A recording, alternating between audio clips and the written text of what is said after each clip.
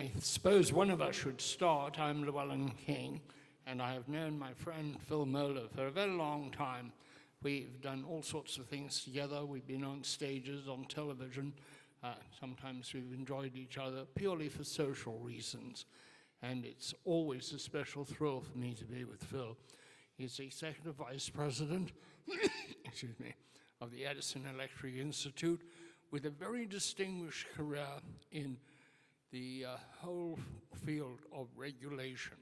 He was the second longest serving commissioner of the Federal Energy Regulatory Commission, having been appointed by both a Republican and a Democratic president.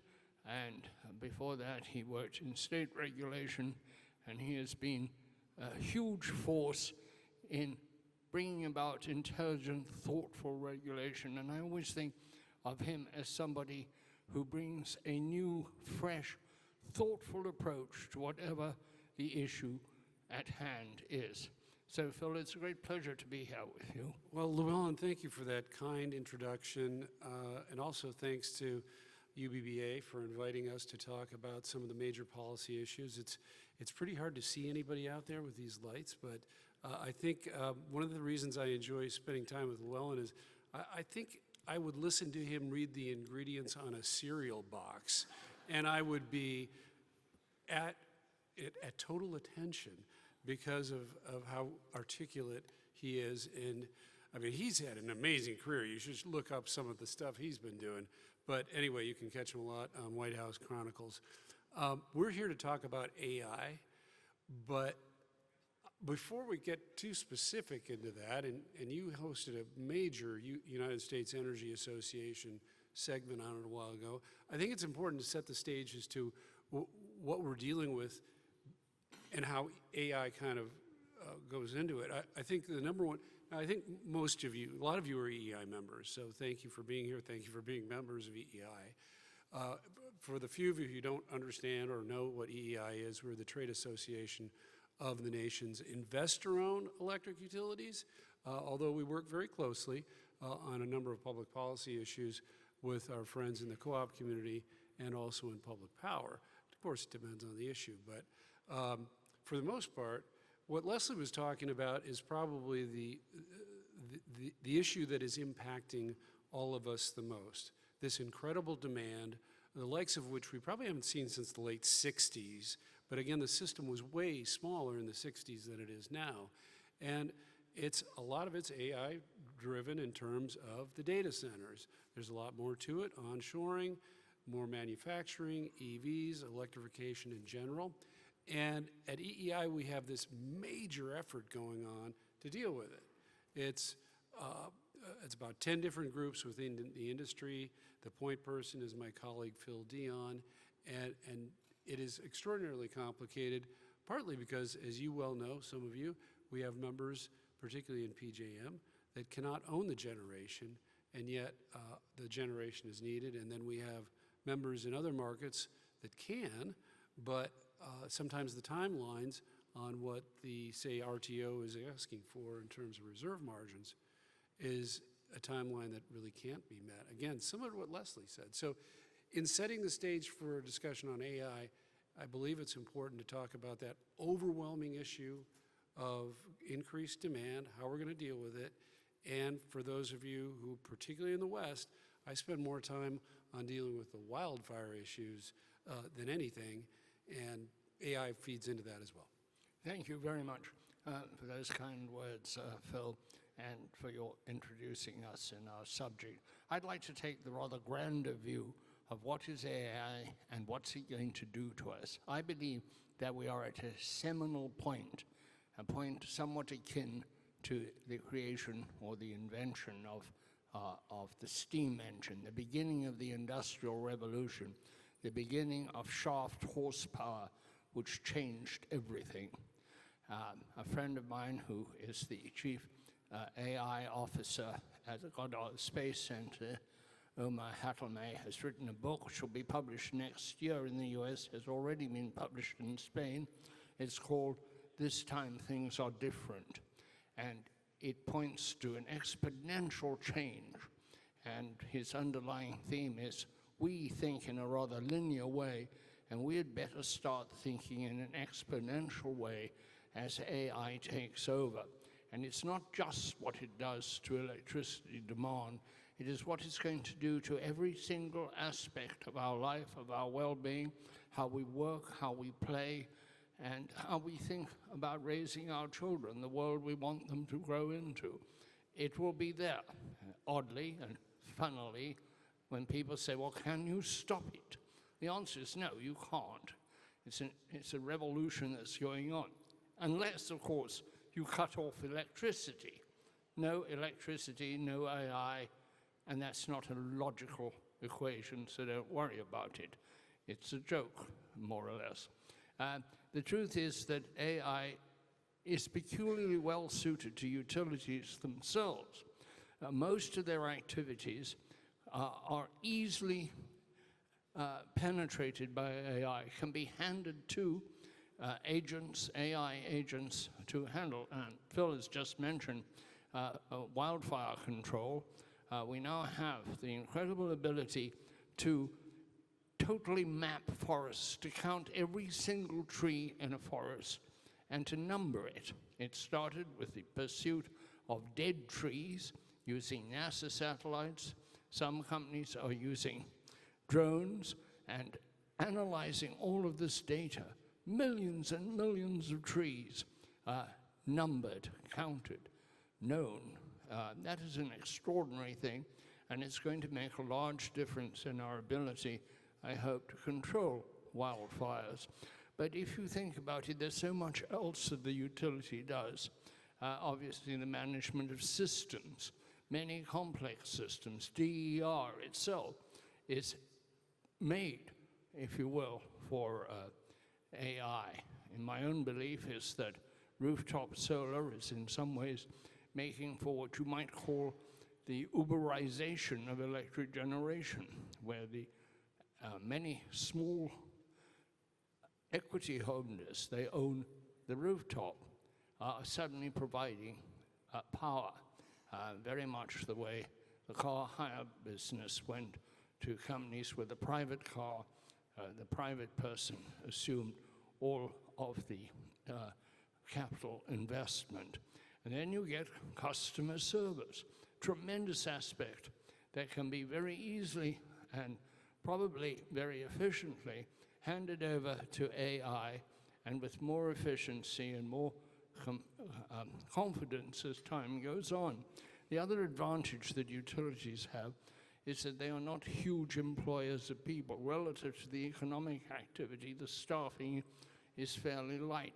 So you're unlikely to get the kind of staff upheaval which many industries will face as they move to AI or to advanced automation driven by AI. For example, the East Coast of the United States and the dockers, the dispreparedness to face the future in the recent labor negotiations, that's not really likely to be a utility problem.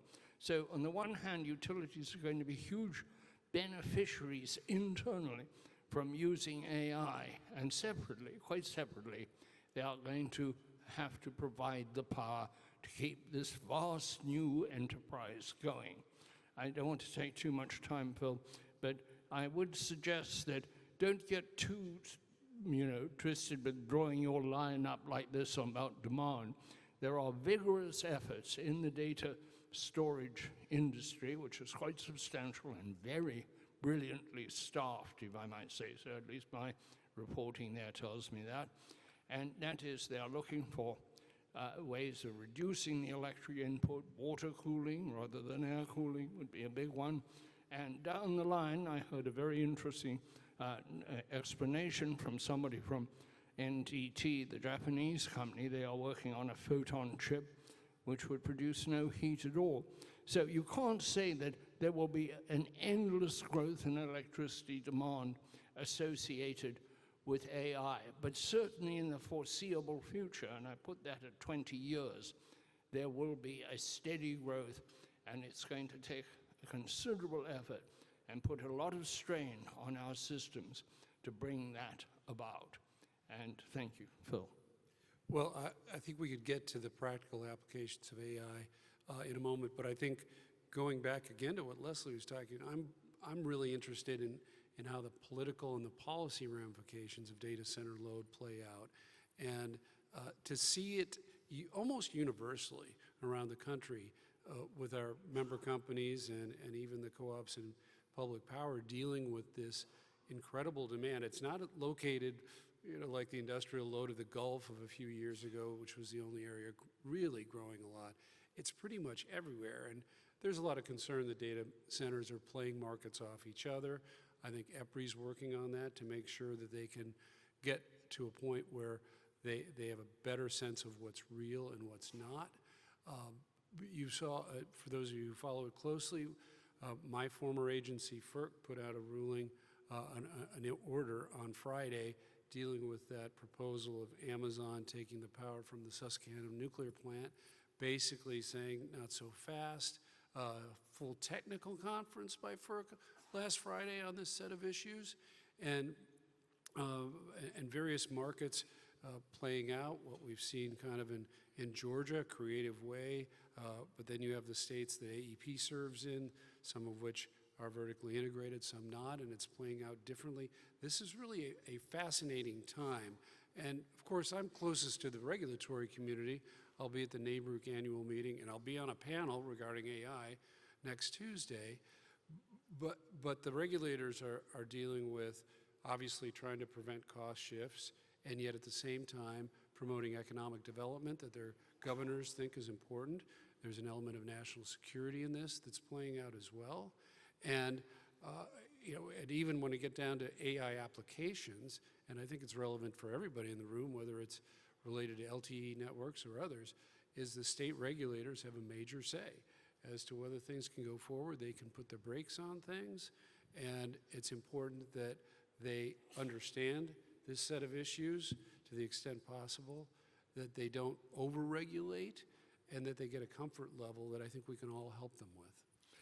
That's a very good summation, I think, Phil. I would add that it seems to me that in this election season, the political class has just ignored AI. This revolution which is taking place was not really part of it. If it was mentioned at all, it was mentioned in a very minor, low-key way, not that it might be something that will affect the way of life in the United States going forward, which clearly seems to me will, and I've been doing some pretty intensive reporting on this. The political class was just not preoccupied with this thing. They will have to deal with it within the next 5 years, but probably within the next 2 years. When would you say we will see really great stress in the electric supply? I did a little bit of research, and the president of Cal ISO and president of ERCOT, both of them, Pablo Vegas and Elliot Menza, both of them said they got through the summer because of better storage. But the situation with MISO, Midwest, is not very good either. Am I correct? And how will we deal with the stress when we see it? What will be the breaking point, and how will we mitigate that? Well, when we get down to the really stressful situations, and we've seen this play out a few times, well, arguably over the last 35 years, depending on the market, but it's generally speaking going to be cold weather related, and it's generally going to be an issue because gas is being used for direct consumption and also for power plants. It's something I spent a lot of time on at FERC. We didn't solve the problem, and it still needs to be solved. But in terms of the overall approach toward the increased demand, you've already seen it hit with the PJM capacity market going up 900% from the year earlier. Those of you probably, if you don't follow PJM, in one sense you're lucky because of the complexity of the market, but it's a 3-year forward capacity market. 2 of those auctions were delayed for litigation reasons.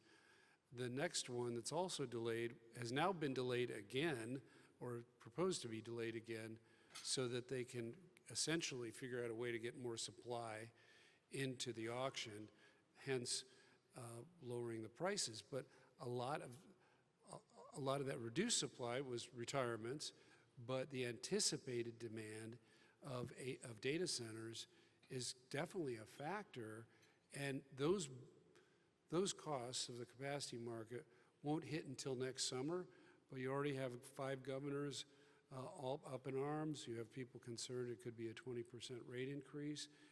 That's when things get pretty serious for regulators, and then there are political ramifications after that. So I would argue the impacts of AI are already hitting, depending on the market. That's very interesting. I believe we would like to take questions from the audience. It's quite hard for us to see you, but I can see the microphone there. So if you would like to think up a question and make towards the microphone, Phil and I will do our best to answer your question. As somebody makes it up there for a question, Will, and I have one for you. You had that big seminar that USEA, you work with them on. What was your major takeaway or takeaways from that session? On AI, the AI session, which was very well attended and which has had a long life afterwards. I do these for the United States Energy Association, the non-fuel, not-for-profit. It's been around 100 years. And I do them as virtual press conferences of the year, and we get some really top reporters and some fabulous people from the industry to talk. And my takeaway was that we are just beginning to wake up. We're just beginning to realize quite how large this chain is. But the electric utilities themselves are very aware of the increasing demand.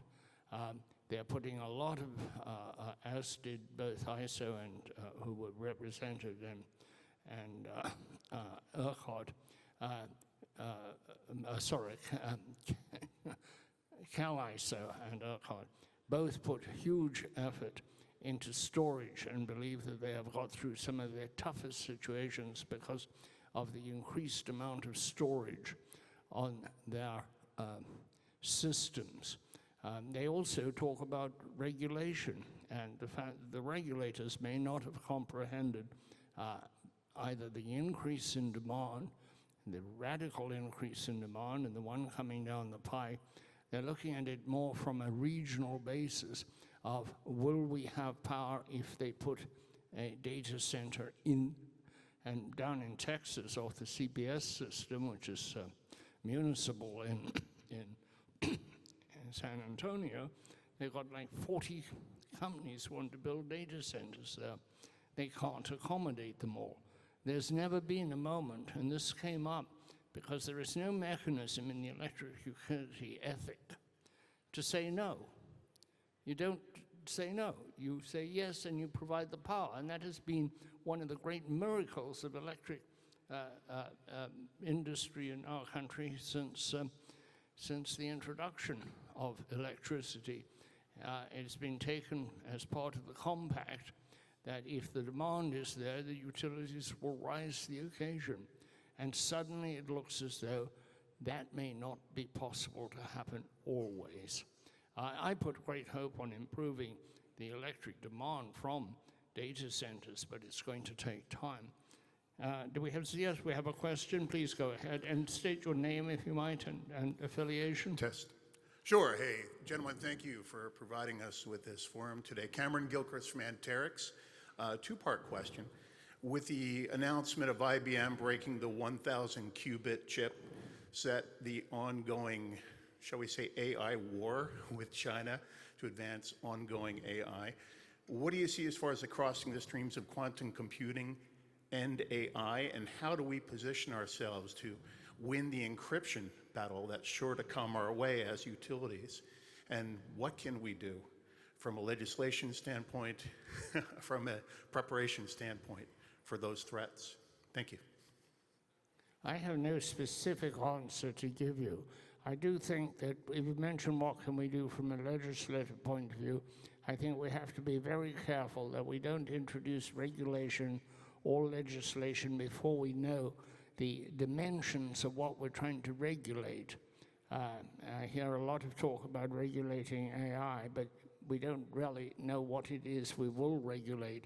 The Europeans, with a passion for regulation, tend to have jumped in earlier but it's not clear to me at all that it'll be helpful, and it might actually have a distorting impact. I'm a big believer in regulation. I'm not by any means opposed to it, but I think it has to fit the problem. It shouldn't come too early in a cycle. It won't be helpful at that point.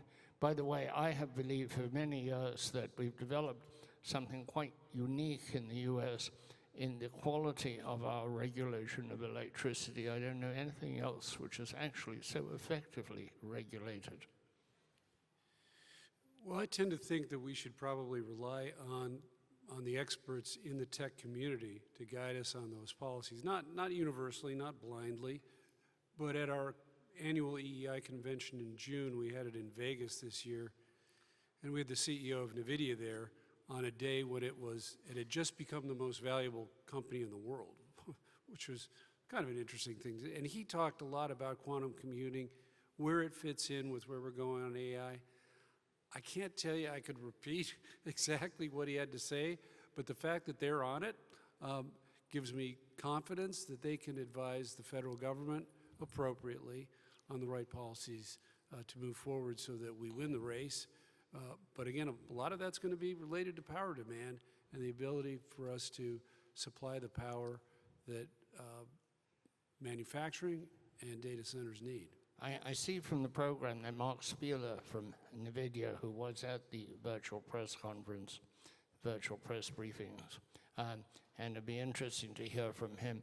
When I ask about quantum computing, and I'm quite close to the computer department at 2 different universities, all they tell me is it's much more difficult and it's going to take a lot of electricity, and it's really going to supercharge the deployment of AI when it comes along.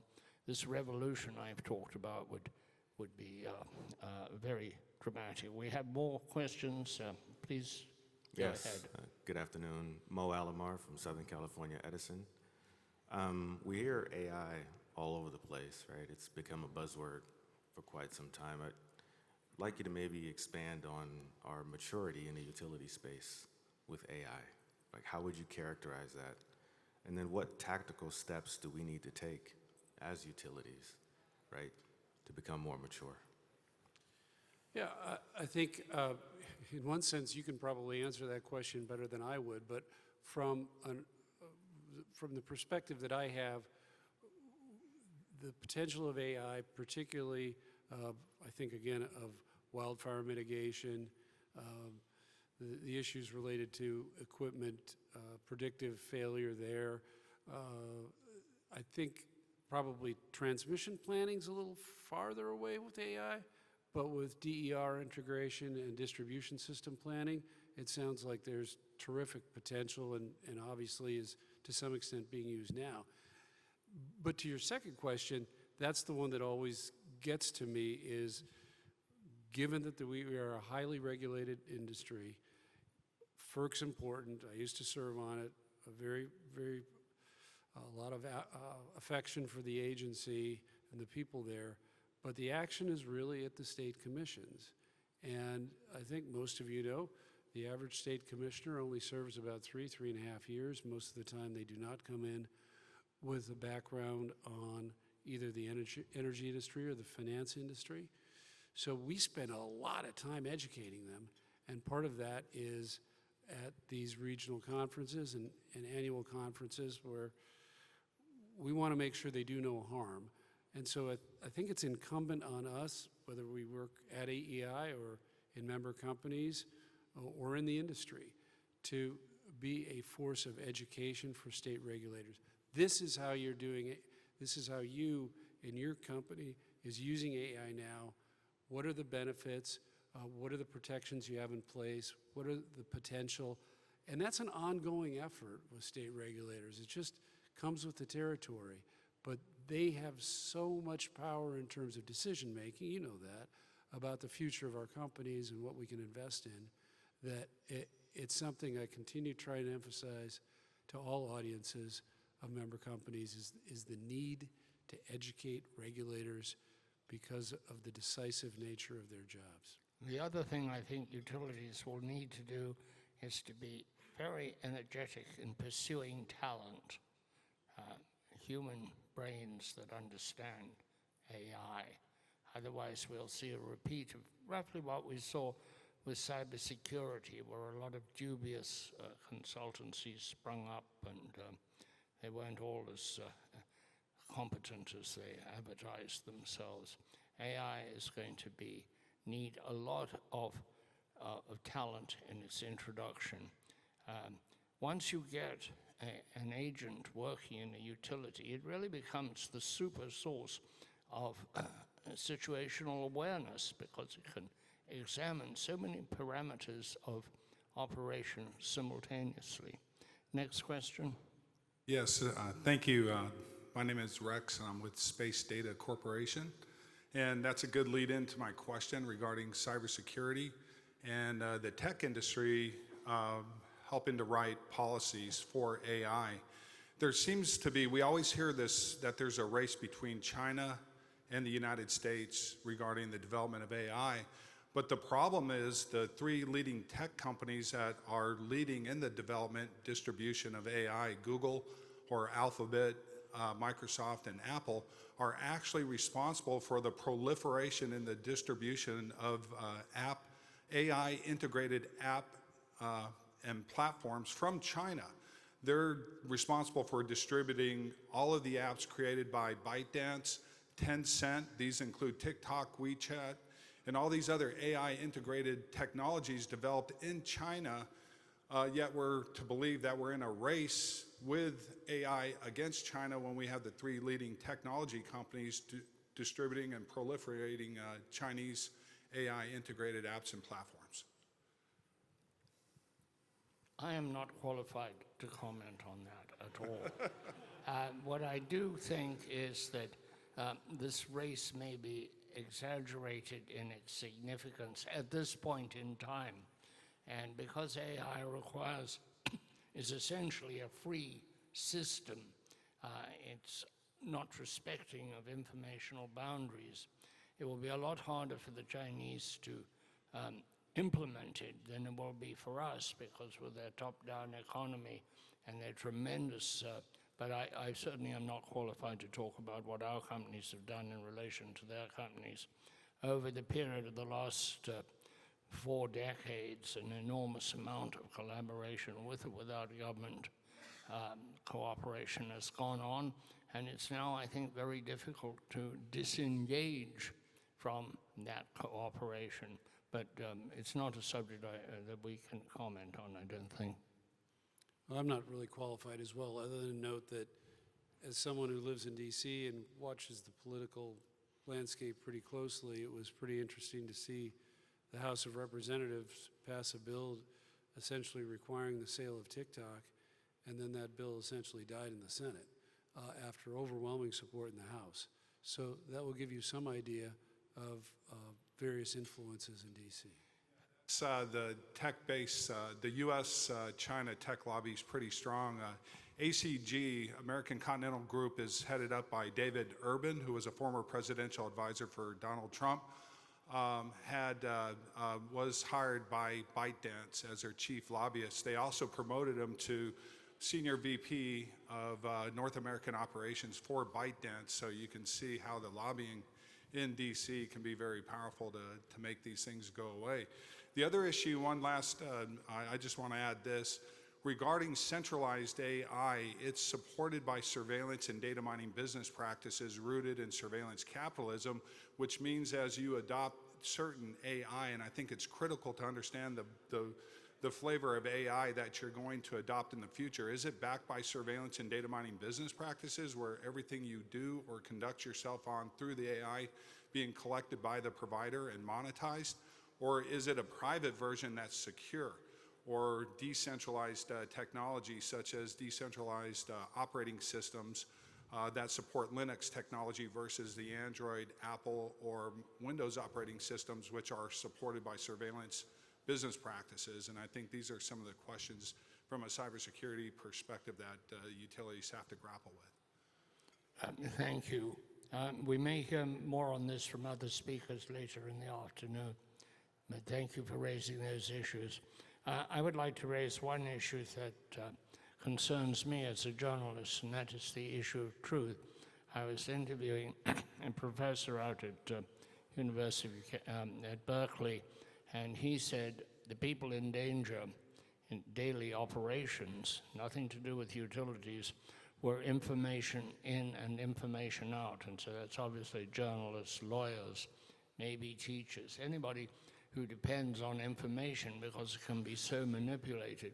But an extension of that, a time will come when decisions that have to be made by utilities and other corporate entities will not be able to trust the information they're working with unless they have some means of, they say watermarking, but some means of verifying it. I think there'll be a sub-industry grow up in verification and provenance of material, of information, because truth is really very much in the uncertain future.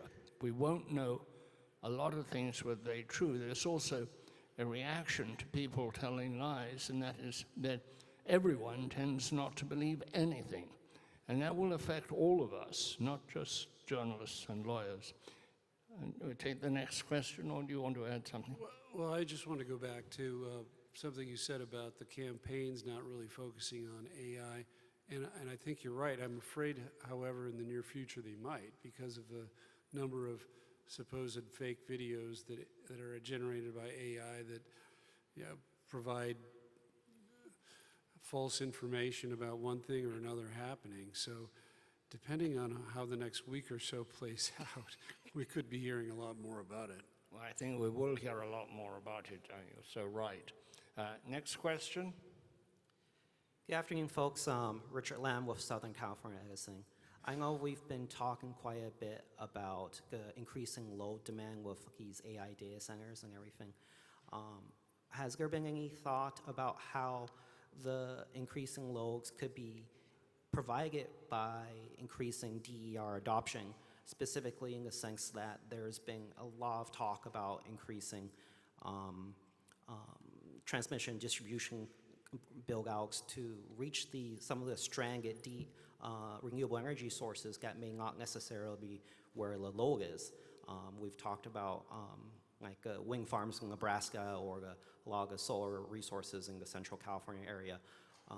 But has there been any thought about reducing the need to build out some of the distribution and transmission systems by co-locating data centers and these load growths with, and possibly accelerate DER build-outs as it relates to these load growths? Well, the co-location issue is one I mentioned earlier, that the FERC order that came out just on Friday. It's a little bit different, obviously, when Constellation's talking about restarting one of the 3 Mile Island units, because that's not in the resource stack now. So the whole issue of co-location is very live, and regulators and legislators are certainly grappling with it.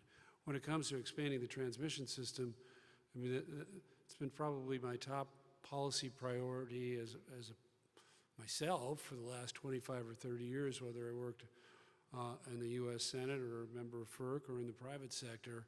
It's the subject of a 1,300-page rule that FERC put out earlier in the year. I think arguably the commission has been sending mixed signals on transmission development, saying they want more, but having some policies that actually make it harder for investments to be made. We agree that longer-term transmission planning is a good idea, going out, say, 20 years. I personally think a lot of the benefits could be best implemented by focusing on the seams between the markets, whether it's SPP and MISO, or PJM and MISO, or TVA and MISO. So there's a lot going on, and there's the debate coming up, perhaps in a lame duck session, on the siting and permitting bill that's being promoted by Senator Manchin, who's retiring, Senator Barrasso, who's leaving the committee. Generally speaking, we have about 5 major issues with that legislative text right now, and they're going to be hard to pressed to get anything through on a lame duck. So to your point that transmission is needed, we fully agree. I think we need more consistent federal policies and working with states because they're the ones that cite it and often approve the cost allocation. On the distribution side, I think there's been a lot of great investment going on, but DER integration, I think, would benefit from AI technologies, from what I understand. And we also, on a very basic level, given that we're going to be stressed with having the enough supply to meet the demand, we have to really look at some better rate structures that send, particularly to residential, not so much industrial. They pretty much have them, to some extent commercial too. But residential customers need to have better rate signals so that they can use more energy when we're in surplus and use less of it when we're tight. And that will help us get through the system. And I think there are some AI applications that can probably help on that. But it all goes back to the regulators being comfortable with it and approving it. So we've got a ways to go. Thank you. Ashad Mansour, president of EPRI, told me that he thought AI would help bring a lot more out of the system by just fine-tuning everything. But long-term, it looks, or medium-term, it looks as though the best case is at the grid edge, for new generation at the grid edge where it is needed, because I think there's a general acceptance that the big transmission lines we need will not be built in a short time. They may never be approved, and the crunch will come before the transmission. So we better look pretty hard at what can be done at the grid edge. Next question.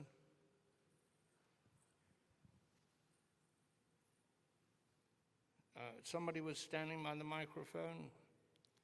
No question. I think we've burned them out, Llewellyn. Well, we haven't. We've got each other, so to speak. Well, if you were to offer a bill to Congress to improve licensing and speed up the introduction of new generation, what would be the elements of that bill? Well, most generation is going to be determined at a state level. So to the extent that there's federal legislation, it's going to be really about getting siting and permitting better. And that involves, if it's in the West, there's going to be a lot of federal lands involved.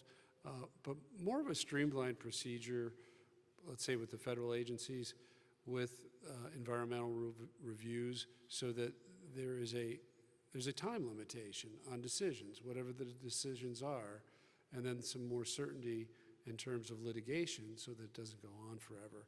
I mean, that's the very basic stuff, but that is not universally agreed to.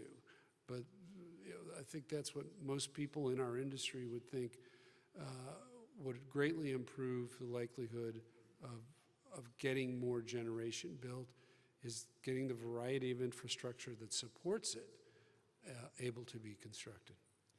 Which is why I think it will be very localized in the short term. It won't be long. Even in Texas, there's great difficulty in building transmission lines from the great wind resource to the cities.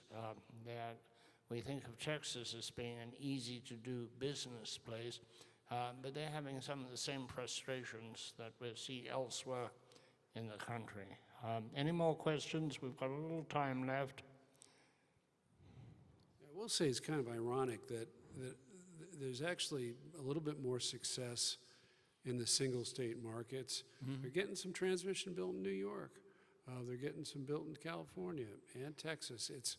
It does make it more challenging when it crosses state lines. Is there any federal solution to that? Yeah, but ones that the states probably won't like. Okay. I find when I write about transmission, I still get letters from people saying this is just the big greedy power companies. There's plenty of transmission. There's also continued low grade, not the way it was at one time, but opposition to anything new. We're now looking forward to a time when small modular reactors will be deployed. and yet there's still a healthy opposition to nuclear power. It is not as influential as it once was, largely because the major environmental groups, which had been quite pathologically opposed to nuclear, have now come around because of climate concerns. A little bit of cheerful news. I have been for many decades skeptical of fusion, but I think we may see breakthroughs in fusion very soon. There is a company up near Boston, a place called Denver's. It's an MIT spinoff. It's called Commonwealth Fusion Systems, and they believe that early in the next decade they will be able to ship a 400 megawatt fusion plant. Their secret is in their magnets. A lot of fine engineering in it. They're well funded, and fusion generally has got private funding at a rate we've never seen before. Theirs is about $200 billion. Altogether, there's about $800 billion in commercial fusion, which is very interesting, very exciting, but it also may put some doubt on the future of small modular reactors if it works and if something that can be produced quickly in factories shows up in the next decade. Any other future thoughts? Well, I'm kind of curious what you would think if this conference next year in Charlotte has this topic, which I presume it would. What do you think you'd say next year that's different than right now? Well, we'll ask the bots, which will be on the stage next year. I think that it will be further along, that there will be more practical experience, more case studies. We need case studies of where AI has been introduced. I would look to EEI possibly to start assembling, and we do talk about this as a data-based business AI. We need a little data on how the implementation of AI in the utility industry, how it has fared, how it's coming, and what pointers to the future, the experience that is being accumulated right now gives us. Well, I would hope that in a year we're talking in a way that there's a greater understanding of what AI is and is not. As you said, the applications to the entire utility industry, whether it's water utilities, gas, electric, to some extent, I guess water and sewer There are together. 52,000 water utilities. Yes, but there is an AI pilot project going on, at least at one of them that I know of. And so, again, I take it back to, the kind of the world that I focus on, regulators, and the fact that they need to be better informed. We want to make sure that they don't make rash decisions as it comes to AI, but rather make informed ones that support the efforts and the investments that are required so that ultimately customers benefit. We've got just a minute and a half left, roughly. I wonder, Phil, what you see as being the unexpected in the future of utilities. Data centers were not expected. Do you think there's any other? Will manufacturing or will the conversion, say, in cities to almost entirely electric transportation, has that been factored in, or are we absolutely too focused on the demands of data centers? Well, I guess my answer to that is a little bit darker, which is that what I fear the most is something that almost happened in ERCOT with Erie, this whole issue of almost losing the grid, which would take a long time to restore. And to me, it goes back to we've got to get better coordination between the electric industry and the natural gas industry. And because lives are at risk and they are solvable problems, but a lot of people have been reluctant to take it on because of a perceived complexity, which is true, but there are things we can do to lessen the risk of a catastrophic failure. And I really hope a year from now we're moving on some of those, because, as I said, my biggest fear is something catastrophic that then sets the policymakers on routes that we will wish they hadn't gone on. Thank you. I would like to conclude. We're out of time, but I would like to say that we're going to see, in my view, a huge, across the nation, and we're going to be ahead in it, surge in productivity. And this may lead on to what Winston called the sunlit uplands. But I would quote another British Prime Minister, Lloyd George, from the First World War, who said, and I say this about AI, it is dangerous to leap a chasm in two bounds. I'll repeat that. It is dangerous to leap a chasm in two bounds. Thank you all very much. Thank you.